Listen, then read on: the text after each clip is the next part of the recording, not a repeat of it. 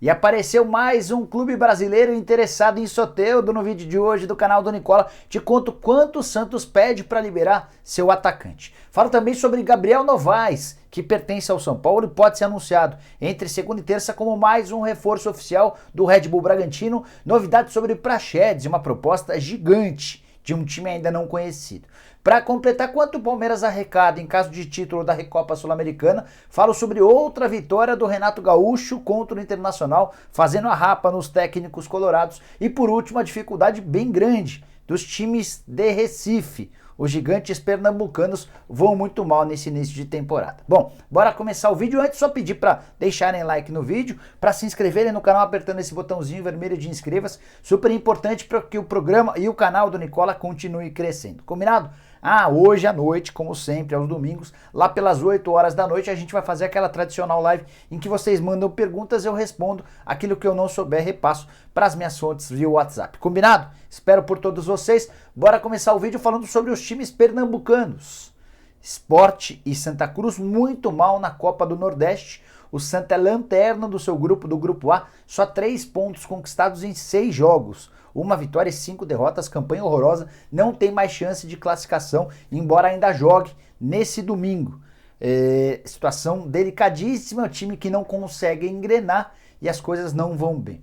Sobre o Santos, é importante contar também que o Santa ainda joga nesse domingo contra o Altos no Piauí. É a oportunidade de pelo menos sair da lanterna do grupo, classificação já era. O Sport perdeu por 4-0 para o Ceará na tarde desse sábado e pior, em casa. Só corroborando com a campanha horrorosa também. O Sport nem é o lanterna, é o 5º colocado no grupo B, mas também não tem mais chances de classificação. O Sport, para falar a verdade, o Sport é o 7º colocado no grupo B. Ele só está à frente do Botafogo da Paraíba. Não tem mais chances de classificação, são 5 pontos conquistados em 6 jogos. Diferença de 4 pontos em relação ao primeiro time na zona de classificação. O aproveitamento do Sport até aqui é só de 28% dos pontos.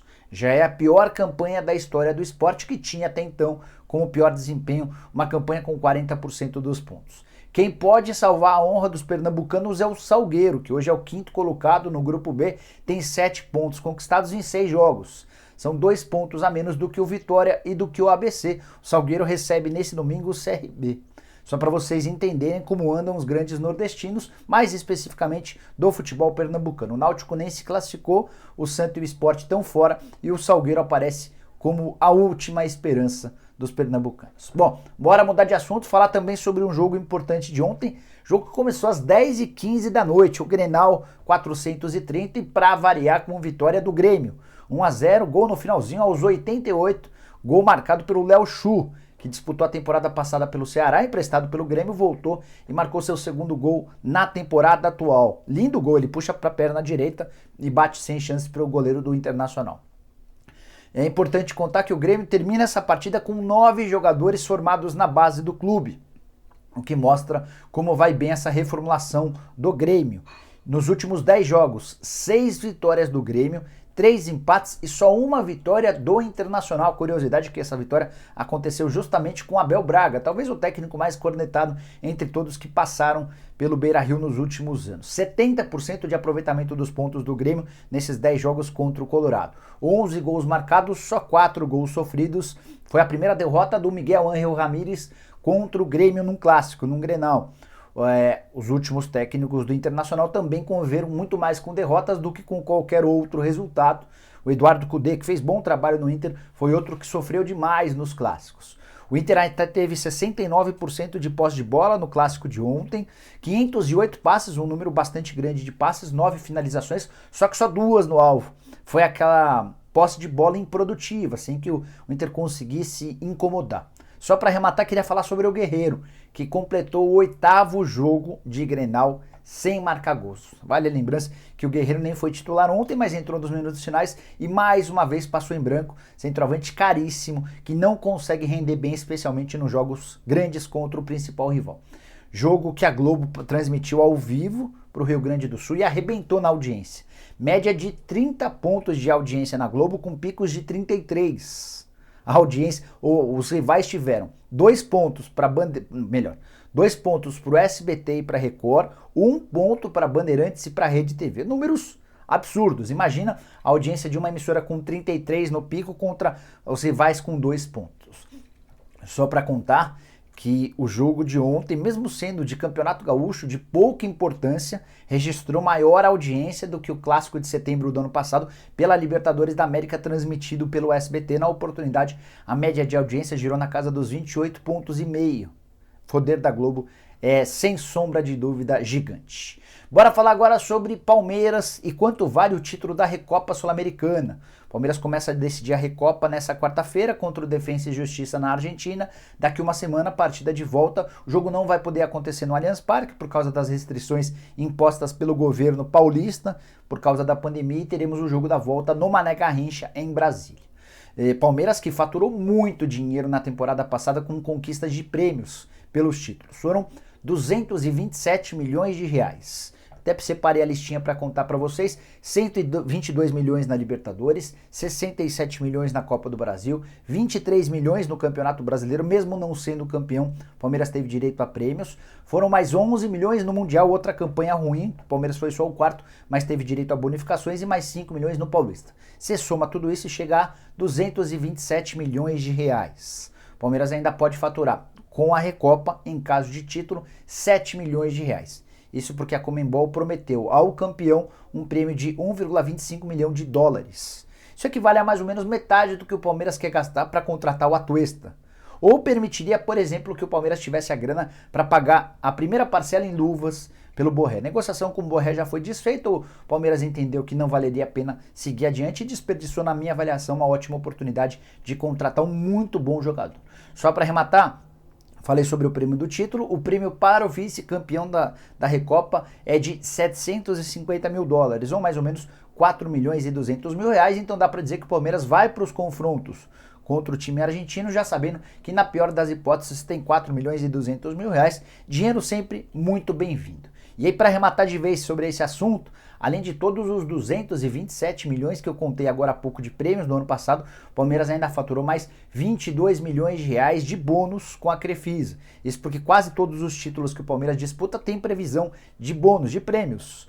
Então, Campeonato Brasileiro, Copa do Brasil, Libertadores, como o Palmeiras ganhou Libertadores, Copa do Brasil e Paulista, recebeu esses 22 milhões de reais de bônus.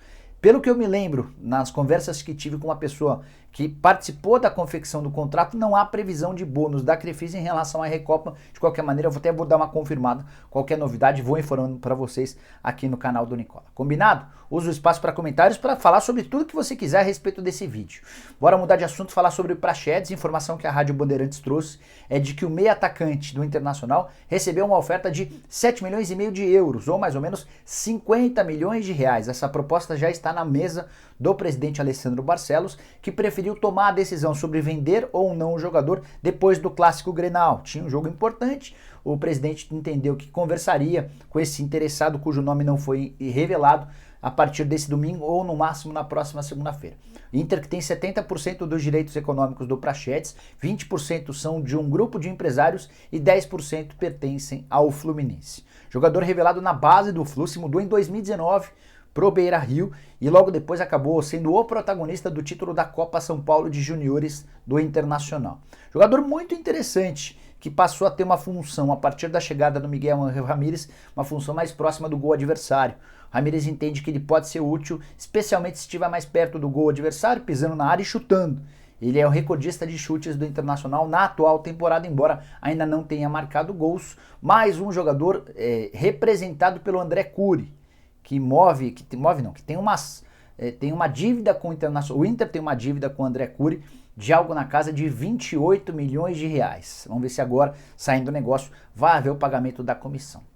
Bora mudar de assunto e falar sobre uma notícia importante. São Paulo, que vai tentando gerar receitas, diminuir seus problemas de fluxo de caixa, pode anunciar entre segunda e terça-feira a venda de Gabriel Novaes para o Red Bull Bragantino. Atacante de 21 anos de idade, revelado na base do São Paulo, passou por todas as categorias de base.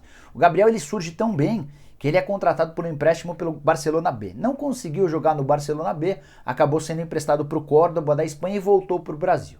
Também não teve chances no time principal, passou pelo Juventude e agora está desde a temporada passada no Bahia. Empréstimo com opção de compra para o Bahia.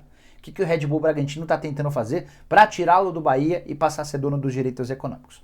A oferta do Red Bull Bragantino é de compra em definitivo agora, nada de empréstimo com opção de compra.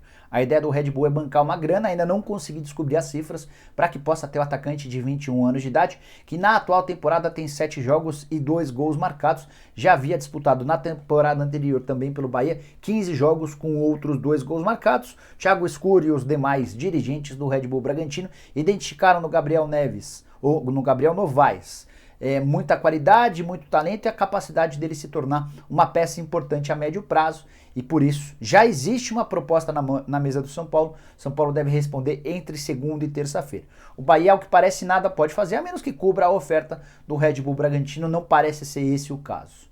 Só para contar que Red Bull Bragantino e São Paulo recentemente já fizeram outro negócio do Elinho, que foi por empréstimo com opção de compra. O empréstimo valeu ao São Paulo 2 milhões e 600 mil reais, a opção de compra é de 3 milhões de euros, ou pouco mais de 20 milhões de reais.